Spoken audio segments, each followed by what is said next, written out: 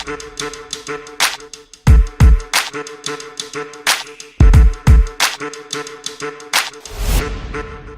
Assalamualaikum warahmatullahi wabarakatuh. Bertemu lagi kita dalam Sembang Santai Sehat Kita. So, pada kali ini saya ingin berkongsi dengan anda berkenaan dengan cabaran sebagai seorang ibu bapa dalam situasi ataupun norma baru pembelajaran online anak-anak. Jadi, jom kita membincangkannya satu persatu. Cabaran yang pertama, menepati masa. Pembelajaran online sebenarnya sama dengan pembelajaran secara langsung di sekolah. Kerana apa? Kerana anak-anak ataupun pelajar perlu menepati masa. Jadi, sebagai seorang ibu bapa, sudah tentu cabarannya adalah untuk sama-sama menepati masa seperti mana pembelajaran anak-anak. Mungkin sebelum ini kita selalu bangun lewat ataupun mandi lewat. Jadi, satu cabaran kepada kita sebagai seorang ibu bapa untuk mempersiapkan diri dengan sesi pembelajaran anak-anak yang agak mencabar pada ketika ini. Tips yang kedua, jagalah penampilan anak-anak kita dan juga kita sebagai seorang ibu bapa. Kenapa? Kerana terdapat kes ibu bapa yang masih lagi tengah berbaring di atas katil, masih lagi berpakaian kelawar dalam tempoh pembelajaran online anak-anak mereka.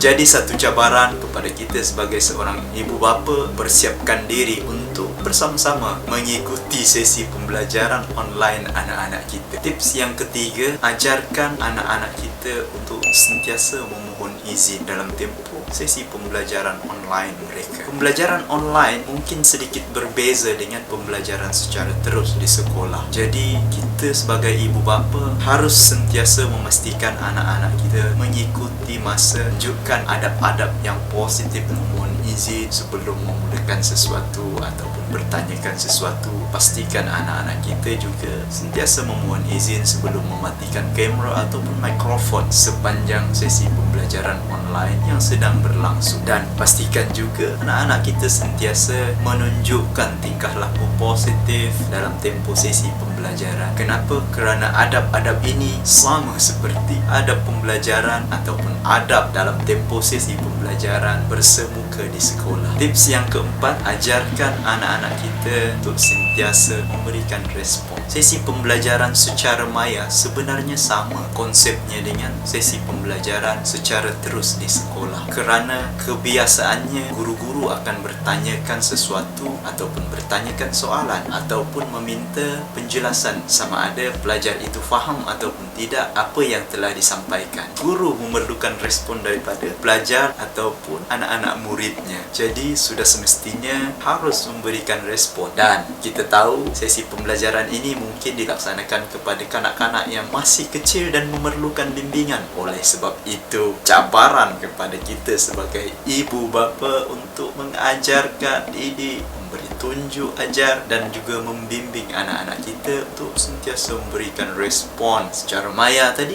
ataupun mungkin respon secara bertulis sekiranya diperlukan melalui kaedah WhatsApp atau Telegram, bergantung kepada situasi. Tips yang kelima dan terakhir pada sesi perkongsian Santai Sehat Kita pada kali ini adalah ucapan penghargaan dan terima kasih. Sama halnya seperti mana pembelajaran secara terus di sekolah, yang mana setiap kali guru masuk ataupun mengakhiri sesi pembelajaran, anak-anak murid ataupun pelajar akan mengucapkan selamat datang ataupun ucapan salam dan juga ucapan terima kasih setelah sesi pembelajaran itu selesai. Malah ada sesetengah sekolah yang telah mensyaratkan laungan-laungan tertentu ucapan salam dan juga ucapan terima kasih kepada guru dalam sesi permulaan pembelajaran dan juga akhir sesi pembelajaran tersebut. Tetapi pada ketika ini situasi itu mungkin sedikit berbeza. Kenapa? Kerana dalam sesi pembelajaran online mungkin kaedah itu tidak dapat dilaksanakan. Jadi cabaran sebagai seorang ibu bapa adalah untuk memastikan dan membiasakan anak-anak kita untuk mengucapkan terima kasih dan penghargaan kepada guru-guru mereka yang telah berusaha, yang telah bekerja keras memberikan dan mendidik mereka walaupun dalam keadaan yang sedikit berbeza pada ketika ini. Jadi itu saja pesanan daripada saya. Sebagai akhirnya suka saya mengambil satu petikan daripada Imam Malik yang berbunyi, pelajarilah adab sebelum kamu mempelajari. Sekian, Assalamualaikum warahmatullahi wabarakatuh.